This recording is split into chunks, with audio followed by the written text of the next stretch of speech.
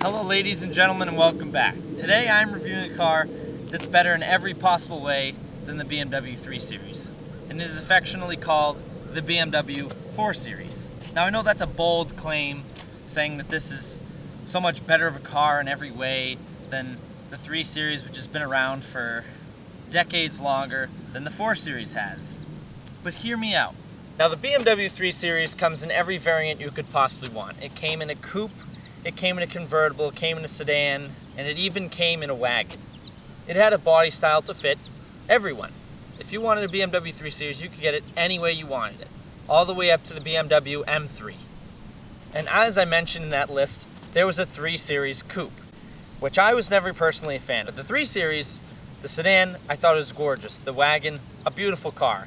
The convertible, not really my taste. So BMW then decided, let's take our BMW 3 Series coupe and make it into its own series. They built the BMW 4 Series, and this was a sportier, lower, wider, better looking variant of the BMW 3 Series, now called the 4 Series. But BMW said, wait, let's take that coupe and give it 2 more doors and call it the Gran Coupe. It's a great name, sounds very performance-like, very luxurious. Gran Coupe. They then killed off the 3 Series coupe, kept every other variant, and now we have this. Now I may sound like I'm sounding derogatory towards this car, and I am not by any means. I think this is a better car all the way around than the 3 Series ever was. And I can say this because I drove a 3 Series for the past 3 years. And today I am in the 2011 BMW 428i X-Drive.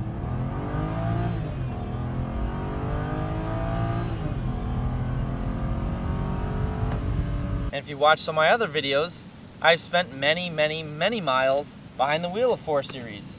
All the way from the coupes, the Gran Coupes, and the convertible. That's right, my job allows me to drive that stuff on a daily basis for hundreds of miles. I would say I've spent a good 1,000 miles behind the wheel of 4 Series variants. And probably 3,000 miles behind the wheel of 3 Series variants. So believe me when I say that this is an all-around better car than the 3 Series is. Right, so as for the exterior of this car, well, look at it. It's got the beautiful sweeping motion of a coupe with these absolutely tiny rear doors. Now I can't say I'm a huge fan of that, but we'll get into that later. At the front, you have a functioning air duct to help flow air through the wheel arches. And the sloped back windshield gives the car a beautiful side profile. Moving around to the back of the car, here's something you didn't see coming.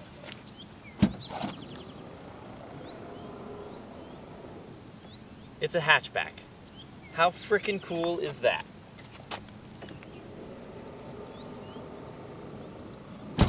Right, so moving around to the front end of the BMW 4 Series, you have these awesome halo headlights that just look like a transformer when they're coming at you, and you know exactly what this car is when you see it driving down the road. You also have the classic BMW twin kidney grille, and these fog lights are equipped on most BMW models, along with this sporty front fascia.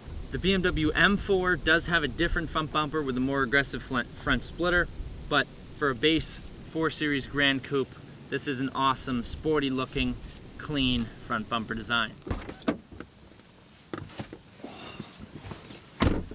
Right, so as for the interior of the BMW 4 Series, now it is a great place to be, especially the Gran Coupe. The first thing you notice when you get in is just the insane quality of the materials that BMW uses. Now BMW has always been known for this, but in this car, they really shine. Right, now starting with the steering wheel on the BMW 4 Series Gran Coupe. The steer is a little bit thinner than other cars, but it's no more or less comfortable. It is a great wheel, it's very comfortable to hold. This one's leather wrapped, and I believe in the BMW M Series you can get the Alcantara wrapped. This being a base BMW 428 Gran Coupe, the wheel is wrapped in leather. It does have these nice paddle shifters that feel good to touch. They are very responsive actually, as you'll see on the road test. The wheel does have this nice stainless steel insert on it. So moving to the gauges in this BMW, it's always had a very clean, nice, organized gauge face, and on this one it's no different. On the left you have your fuel gauge, followed by speedometer. On the right you have your tachometer, and below that you have your active fuel economy gauge, followed by on the far right you have your temperature gauge. In the middle you do have a full colored screen That shows your odometer. It also shows the songs you're playing, the volume level, and your cruise control statistics. The font is very clear, very easy to read. So moving over to the center console here, you do have the iDrive system. Nice big high definition screen up there, multicolored. And here is the actual controller for the iDrive. You use this basically like a mouse. It changes all the options up there. It's very cool, it's very easy to use once you have learned it. It's like Trump. Some people love it, some people hate it. It's, you know, it's kind of weird. This definitely takes a little bit to get used to, but after doing it for like a week, you're all set to use it. One thing I do dislike about this is this has this nice big screen up front here, but it doesn't have navigation. Now I know I can use it on my phone or whatever, but why would you put such a big screen up there and not have the capability of navigation? I just don't see the point of that. But don't get me wrong, I love having the big screen there. It's right in a nice spot that you don't have to take your eyes off the road very much if you want to change the channel. Right, now moving over to the heater and air conditioning controls, they're clean and simple, it's very easy to use, and one thing I do like is instead of having like a little dial that's the fan speed, it has the buttons, but it shows it on a digital screen. I like it, it's very clean, it's very elegant. And of course in this BMW, you have the heated seats. Unfortunately not air conditioned, but what can you do? Now moving down to the center here, you do have these hidden cup holders. Unlike the 3 Series that have the push-out thing that are completely hidden and are kind of offset more to the passenger side, these are right in the middle, and it does have a power outlet up front. Now, one thing I hated about the BMW 3 Series of the last generation was that the only place it had a power outlet in the entire car was in the center console. I hated that. It was annoying. This one's nice because you have one right up front, and you also have one for the rear. That was never an option before in the 3 Series of last generation, so that's a big upgrade. Now further down, you do have this finicky shifter that it takes some time to get used to, just like the iDrive system. Basically, to shift it, instead of pressing a button that's normally on top or on the front, you press it on the side that unlocks, and you're no longer actually activating a gear by pulling the shifter back. It's electronic, and you basically just tap it back or forward to put it in the gear you want. You still have reverse, neutral, drive, and then you can put it over to the left and have manual sport and shift it either with the paddles on the steering wheel or forward and backwards with the hand shifter. Then when you want to put the car in park, you just press P and you wait for it to light up. It will tell you that you're in park. That also takes a little bit of time to get used to, but once you have it down pat, just like anything in this car, it's very elegant to use and it's very luxurious and sporty at the same time. To the left of the shifter, you have the traction control off button, but you also have the Sport and Eco Pro mode buttons. Now, you have more driving modes than are available with what it says. So when you get in the car, it's in normal. If you press the button up once, you're in Sport mode. If you press it up one more time, you're in Sport Plus. Now, Sport Plus turns off stability and traction control. All the way down past normal, and you're in Eco Pro. Now, the rest of the materials in this car are very elegant while remaining very sporty. I love how it has this wood grain finish, but right below it is the stainless steel trim that cuts around the whole entire car. And it goes from each door panel across the front, back around the door panel. And I love that. It makes you feel like you're just in this nice, elegant cockpit. And below the stainless steel trim on the door panels is an LED light that you can change from orange to white. I love that a lot of cars have that nowadays. It's very, very... it's beautiful. It's so beautiful. Now the seats in this car are incredibly comfortable and they're super adjustable.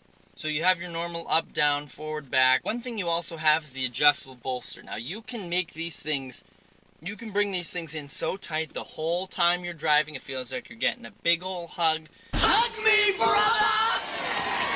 Fantastic. Whenever I get in the car, I make sure to have those in nice and tight. Just makes you feel so much safer in the car. I don't slide around and I feel more one with the car. Down below here you have this adjustable pad that comes out. That's the only car I've seen this in. I drive almost every single production car and I have never seen another car that has that. And it's awesome. It's great for, especially when you're a tall, lanky like me. The interior of this is just a great place to be. The rear space room in the BMW 4 Series Gran Coupe is much better than the BMW 3 Series. Me sitting behind myself, I'm 6'5", and surprisingly I have a decent amount of room. My feet slip nice and easily under the front seat. My knees, they are touching, but I mean, you should have seen it in the 3 Series. It was like a square peg in a circle hole. It just didn't work. But in this, I'm relatively comfortable. Now, one thing I did find a little bit odd in the back seat is the headspace. Now, of course, everyone's gonna say it. This is a coupe body style. It has that slanting back roof. It looks great, but when you put something as tall and awkward as me in the back seat, there is no headroom. So if I sit normally just kind of with my head a little bit forward, it just barely rests on the corner here of the top of the roof. But that's not something I would complain about too much. If you're gonna put someone this tall in the back all the time, maybe look at a 5 Series, maybe look at a 6 Series, 7 Series, something a little bit bigger than this. So in the back of each seat, you do get a little map pocket, and you do get small heater controls. You can turn on and off the vent, make it hot or cold air, and you do have a power outlet. As I said before, this is a big upgrade from the 3 Series that did not have a power outlet in the back seat. As I mentioned earlier, this car being a hatchback, pull down this lever, and you have access to the large trunk. But in the back seat, you can also pull this, press this button, and pop up cup holders. BMW must have really known that they messed up with the 3 Series with only one power outlet, so they even added a last one in the back here.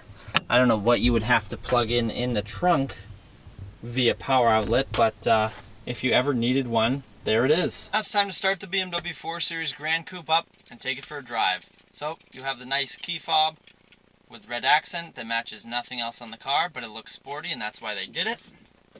Push the start button, and it sounds like a diesel.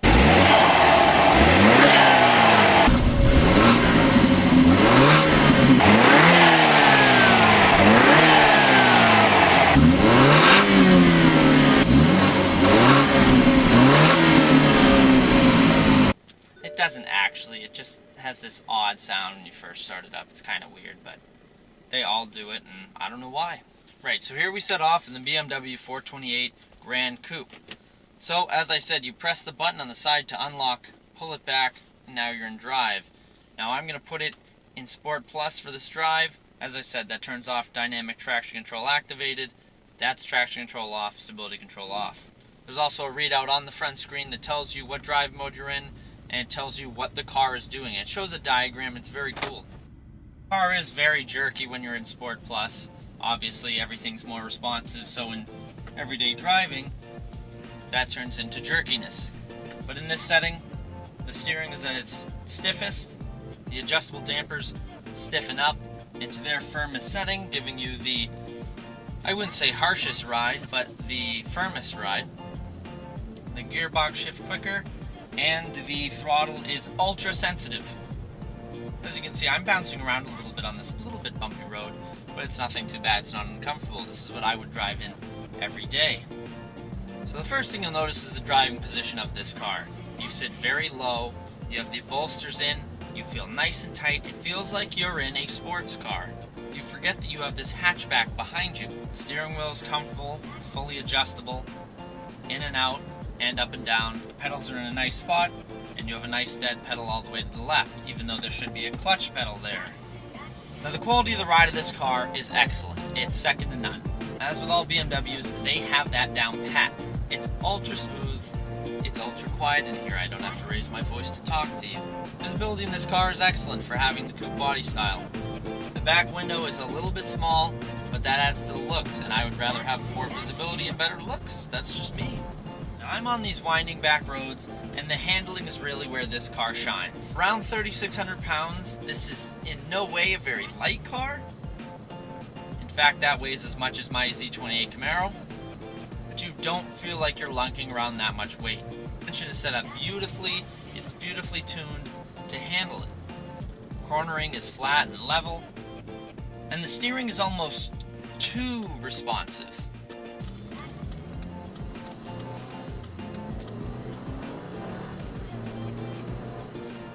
Unlike last generation's well, there wasn't a last generation BMW 4 Series. So the last generation 3 Series was power steering, hydraulic power steering, powered by a fluid. This is not. And I can't say I'm a huge fan of that. The steering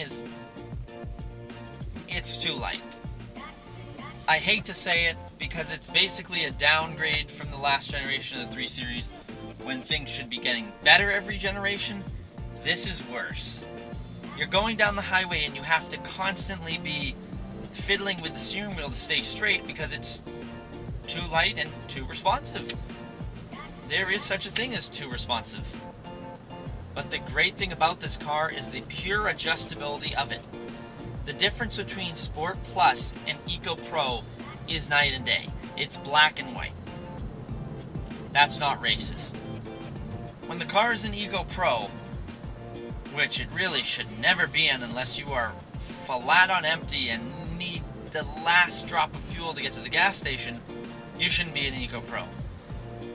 The throttle response in Eco Pro mode is as responsive as a dead caterpillar.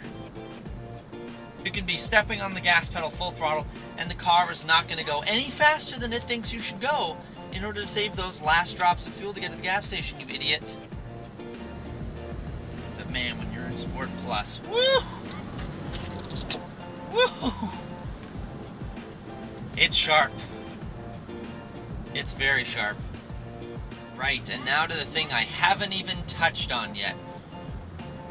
Performance. Engine performance. What does this have? This car has a 2-liter inline-4 turbo engine. It makes 241 horsepower and 258 foot-pounds of torque. For a car that weighs almost 3,600 pounds, that's not good.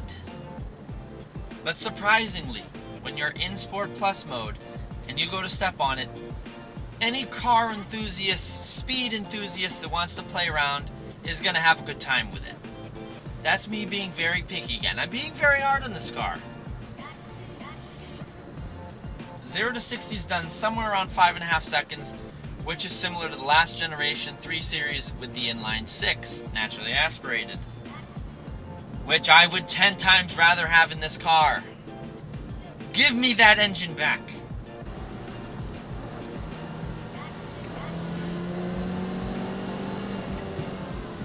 Woo! It's still fun though. It's still very, very fun. 240 horsepower and 258 foot-pounds of torque is not that impressive, but it's fun, and what else could you ask for? A nice straightaway. I'm going to put on the paddles, and here we go.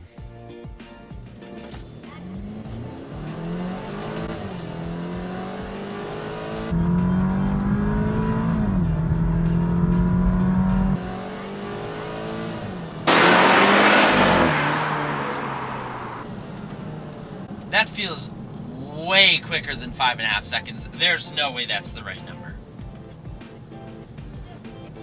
That is a blast. So, it accelerates fun, it's excellent to handle, and it's extremely good looking. And on top of that, the interior is gorgeous. There's really not many things to dislike about the BMW 4 Series. Performance figures, it is around the same as the BMW 3 Series. After all, it has the same engine with the same output. But you forget about the fact that this is lower and wider than the 3 Series. And that does a lot in the way of helping handling. My ultimate conclusion on this car, I wish I could have the steering feel of Sport Plus with the throttle response of normal. And on top of that, I wish the steering was even heavier and less responsive than it is in Sport Plus. But the problem is when you have it in comfort, it's even more responsive than it is in Sport Plus. It's the same responsiveness, it's a different weight. I wish it was less responsive and more weighted. It doesn't kill the driving experience, but it's definitely something you have to get used to. And I think if you're used to the old mechanical steering of the old 3 Series, then that's going to be something hard to convert to. You're going to miss the old mechanical power steering from last generation's 3 Series. because still to that day, it's one of the best steerings I've ever felt, and I've yet to find a car that does it as well. So I hope you guys enjoyed this quick review of the BMW 428 xDrive Gran Coupe. Let me know down in the comments section what you like better, if you like the 3 Series better, if you like the 4 Series. Let me know your pros and cons of each car. Have a look around the channel, find something else you like. Be sure to subscribe if you haven't, and I'll see you all in the next video. Take it easy.